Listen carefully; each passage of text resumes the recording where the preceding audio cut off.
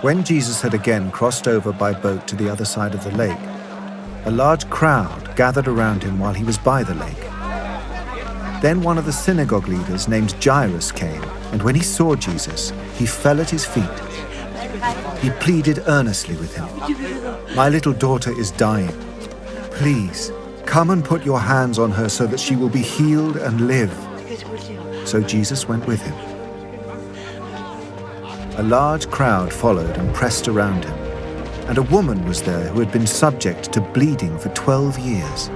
She had suffered a great deal under the care of many doctors and had spent all she had. Yet instead of getting better, she grew worse. When she heard about Jesus, she came up behind him in the crowd and touched his cloak, because she thought, "If I just touch his clothes, I will be healed." Immediately her bleeding stopped, and she felt in her body that she was freed from her suffering. At once, Jesus realized that power had gone out from him. He turned around in the crowd and asked, "Who touched my clothes?" "You see the people crowding against you," his disciples answered, "and yet you can ask, 'Who touched me?'" But Jesus kept looking around to see who had done it. Then the woman, knowing what had happened to her, came and fell at his feet, and, trembling with fear, told him the whole truth. He said to her, "Daughter, your faith has healed you. Go in peace and be freed from your suffering." While Jesus was still speaking, some people came from the house of Jairus, the synagogue leader.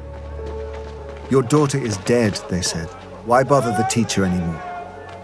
Overhearing what they said, Jesus told him, "Don't be afraid, just believe."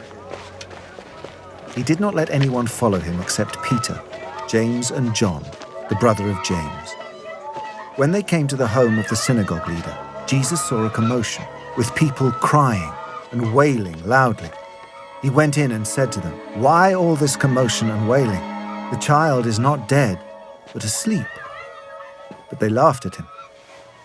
After he put them all out, he took the child's father and mother and the disciples who were with him and went in where the child was.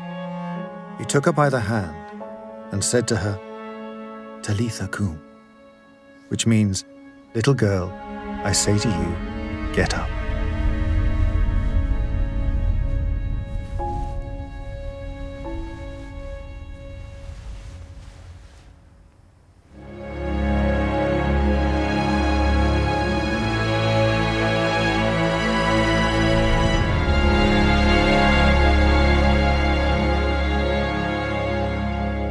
Immediately the girl stood up and began to walk around.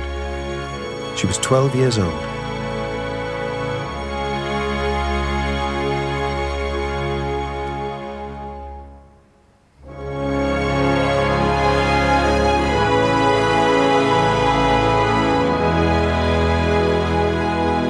At this they were completely astonished.